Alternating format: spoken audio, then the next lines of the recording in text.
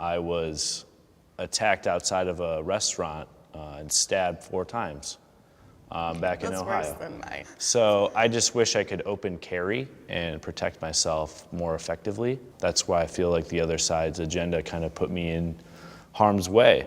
I have a Second Amendment right, and I have a right to carry, and I don't see it any different, really.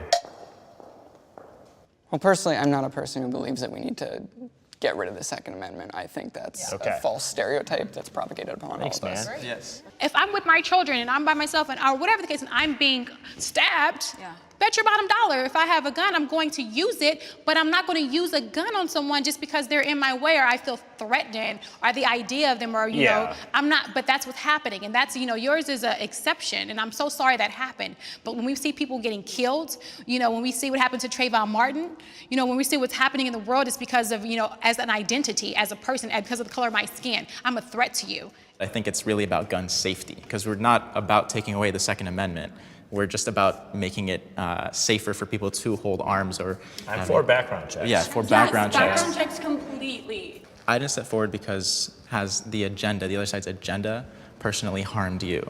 And so from what I hear, and I don't mean to like disregard, discredit, it seems like someone from the other side attacked you, but not the agenda. The one area that might harm me is immigration. I come from a family of immigrants. They're all legal now, and so it personally hasn't harmed me, but I have very many friends and family friends that have had trouble with this. But personally, I have not been harmed. I know that what happened to me had nothing to do with the left's agenda. And I'm sorry, it's just, but still at the same time, I did feel attacked. I felt unsafe at a school I had gone to since kindergarten. This country is becoming too socialist. Am I the only one? I would say that people want healthcare for all, they want college for all, when in reality, someone has to pay for it. I'm okay with the schools being public. I'm okay with the streets being cleaned or, you know, the police force being paid by tax dollars, but that necessarily doesn't need to apply to the whole system.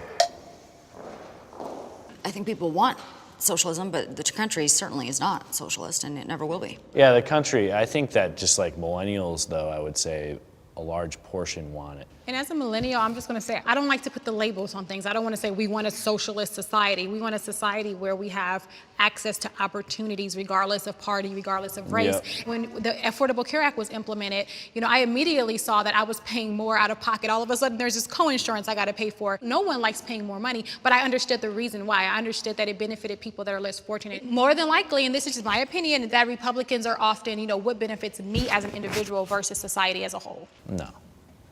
I think I care about myself for sure, as anyone should, but collectively, I want America to be great again. Yeah, but with Republicans, everything is fine and dandy. Give more jobs, give more health care, give X, Y, and Z, but then the second it personally affects me and then I have to pay more, then it becomes a problem. Who are you Just referring Republicans to? in general. Who are you referring to, though? Trump just introduced a new budget, 2 days ago, that cut Medicare, that cut health care, that cut social service programs to build a wall. That protects the nation we live in. What protects the nation is making sure we have access to health care, access to education. You're not the president. I'm someone that's been negatively impacted by not having health care, not having education.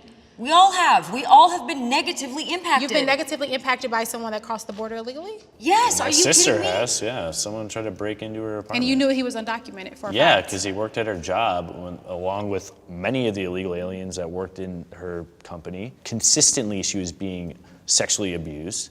She told her boss, they didn't do shit.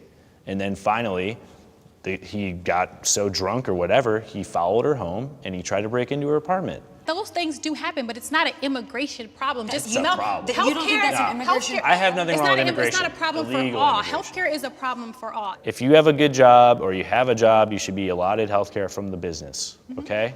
What's wrong with that? If you have a job. Why don't you have a job? There's a lot of reasons why people don't have a job. Not with the type of job, the access to jobs. You know, it's a real life thing that you probably haven't experienced. Jobs? So something that not a lot of people think about is, what about automation? Right? There's a company in San Francisco that says if it's repeatable, it's replaceable. Yeah. So what about all those people that are going to lose their jobs? And so how are they going to get Medicare? How are they going to have an education system? That's a great point. Well, then you have to get into one of the fields that isn't going to be replaced. That's what I would say. How are they going to pay for their education so they can switch their fields? Learn to code. Oh my goodness.